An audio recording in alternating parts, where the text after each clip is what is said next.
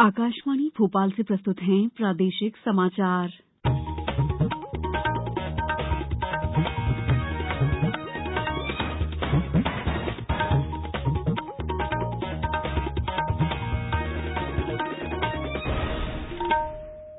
नमस्कार, समाचारों के साथ मैं दीपा सिंह।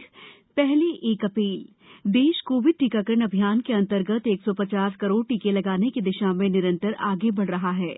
कोरोना वायरस का नया वेरिएंट मिलने से चिंताएं बढ़ी हैं। इसे देखते हुए श्रोताओं से हमारी अपील है कि यथाशीघ्र दोनों टीके लगवाएं और अन्य लोगों को भी टीके लगवाने के लिए प्रेरित करें। कृपया 3 सरल उपायों का पालन करें। मास्क लगाएं, 2 गज की सुरक्षित दूरी बनाए रखें, हाथ और चेहरा साफ रखें। कोविड से संबंधित किसी भी जानकारी और मार्गदर्शन के लिए राष्ट्रीय हेल्पलाइन नंबर 01123978046 और 1075 पर संपर्क करें। सबसे पहले मुख्य समाचार। महापौर अपने शहर को जीवंत, स्वच्छ और सुंदर बनाएं, प्रधानमंत्री ने किया आग्रह। मध्यप्रदेश पुलिस स्थापना दिवस मनाया गया। मुख्यमंत्री ने जारी किया मध्यप्रदेश पुलिस गीत। देश के ग्रामीण और शहरी क्षेत्रों में बिजली की आपूर्ति में वृद्धि और प्रदेश के मौसम में उतार चढ़ाव जारी।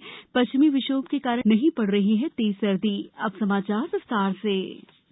प्रधानमंत्री नरेंद्र मोदी ने आज वीडियो कॉन्फ्रेंसिंग के माध्यम से उत्तर प्रदेश के वाराणसी में अखिल भारतीय महापौर सम्मेलन की अध्यक्षता की। उन्होंने कहा कि शहर अर्थव्यवस्था के विकास के वाहक हैं। उन्होंने कहा कि शहरों को जीवंत अर्थव्यवस्था का केंद्र बनाया जाना चाहिए। प्रधानमंत्री ने महापौरों से अपने शहर को जीवंत, स्वच्छ और सुंदर बनाने का आग्रह किया। वाराणसी में किए गए नवीकरण कार्यों की चर्चा करते हुए श्री मोदी ने कहा कि काशी का विकास देश के अन्य शहरों की प्रगति का रोड मैप होगा। प्रधानमंत्री ने महापौरों से आग्रह किया है कि वे अपने अपने वार्डों में साफ सफाई के काम करवाएं और वार्डों के बीच सौंदर्य प्रतियोगिताएं कराएं। आज प्रदेश में मध्यप्रदेश पुलिस स्थापना दिवस मनाया गया। इस उपलक्ष्य में राजधानी भोपाल के मोतीलाल नेहरू स्टेडियम में मध्यप्रदेश पुलिस स्थापना के अवसर पर एक कार्यक्रम आयोजित किया गया। इस दौरान मुख्यमंत्री शिवराज सिंह चौहान ने परेड की सलामी ली। मुख्यमंत्री ने पुलिस अधिकारियों को राष्ट्रपति के पुलिस मेडल प्रदान किए गए और मध्यप्रदेश पुलिस गीत भी जारी किया।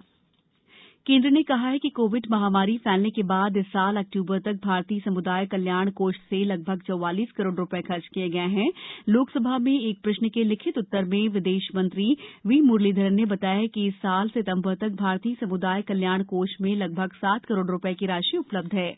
एक अन्य प्रश्न के लिखित उत्तर में रक्षा राज्य मंत्री अजय भट्ट ने बताया कि भारत ने रक्षा खरीद प्रक्रिया 2020 और अन्य नीतिगत उपायों के माध्यम से स्वदेशी रक्षा क्षमताओं को बढ़ावा देने पर ध्यान केंद्रित किया है। उन्होंने कहा कि पिछले 3 वित्तीय वर्षों में सशस्त्र सेनाओं के लिए कुल 185 अनुबंधों में से 70 विदेशी विक्रेताओं के साथ किए गए।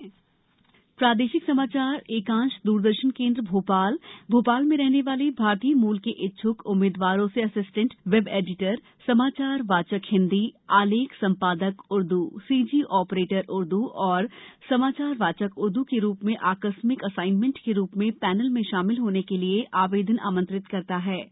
पात्र उम्मीदवार निर्धारित प्रारूप में आवश्यक दस्तावेजों की प्रतियों के साथ दिनांक 8/1/2022 तक अपना आवेदन भेज सकते हैं। संपूर्ण जानकारी के लिए prasarbharati.gov.in/pvvacancies पर विजिट करें या दूरदर्शन केंद्र भोपाल में संपर्क कर सकते हैं। समाचारों में वक्त है ब्रेक का। कोविड-19 से बचाव और सुरक्षित रहने के 3 उपाय। मास्क लगाएं, 2 गज दूरी है जरूरी, सुरक्षित दूरी रखें, हाथ और मुंह साफ रखें। ब्रेक के बाद समाचारों में आपका एक बार फिर स्वागत है। केंद्रीय बिजली मंत्री आरके सिंह ने कहा है कि देश के ग्रामीण इलाकों में बिजली आपूर्ति बढ़कर प्रतिदिन 22 घंटे और शहरी क्षेत्रों में 23.5 घंटे हो गई है। उन्होंने आज नई दिल्ली में राज्यों के साथ समीक्षा, नियोजन और निगरानी बैठक की अध्यक्षता करते हुए कहा कि सरकार ने बिजली वितरण प्रणाली को मजबूत किया है। श्री सिंह ने कहा कि सरकार के प्रयासों से देश अतिरिक्त बिजली उत्पादन की स्थिति में पहुंच गया है। उन्होंने कहा कि सरकार उपभोक्ताओं को 24 घंटे किफायती दर पर बिजली उपलब्ध कराने की दिशा में काम कर रही है।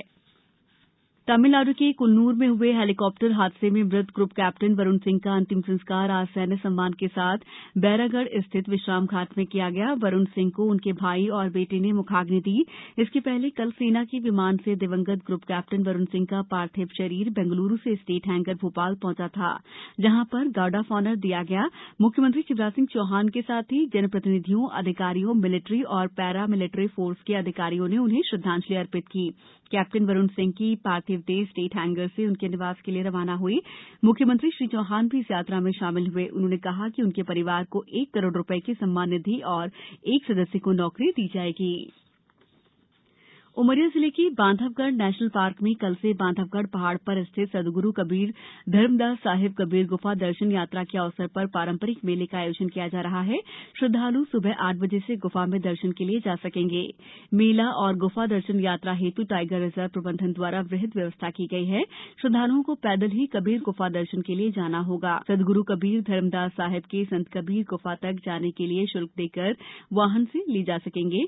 आज बांधवगढ़ टाइगर रिजर्व क्षेत्र और पुलिस के अधिकारियों ने मेला स्थल तथा गुफा दर्शन मार्ग का निरीक्षण कर व्यवस्थाओं का जायजा लिया। श्रद्धालुओं को कोविड की गाइडलाइन का पालन करना होगा। पश्चिमी विक्षोभ के कारण प्रदेश के विभिन्न जिलों में तापमान में उतार चढ़ाव का दौर जारी है। राजधानी भोपाल में भी बादल छाए रहने से तापमान सामान्य से अधिक दर्ज किया गया। प्रदेश के सभी संभागों के जिलों में न्यूनतम तापमान में विशेष परिवर्तन नहीं हुआ है। जबलपुर संभाग के जिलों में तापमान सामान्य रहा, जबकि शहडोल और इंदौर संभाग के जिलों में तापमान सामान्य से अधिक दर्ज किया गया। प्रदेश के शेष संभागों में तापमान सामान्य से काफी अधिक रहा। मौसम विभाग ने अनुमान जताया कि पूरे राज्य में अगले 2-3 दिनों में कड़ाके की सर्दी पड़ सकती है और तापमान 10 डिग्री के नीचे जा सकता है। अब कुछ समाचार संक्षेप में। मुख्यमंत्री शिवराज सिंह चौहान ने संत कबीर रहीम की जयंती पर उन्हें याद किया। बुलेटिन के अंत में एक अपील, मास्क और 2 गज की दूरी, हाथ धोना बेहद जरूरी। नमस्कार।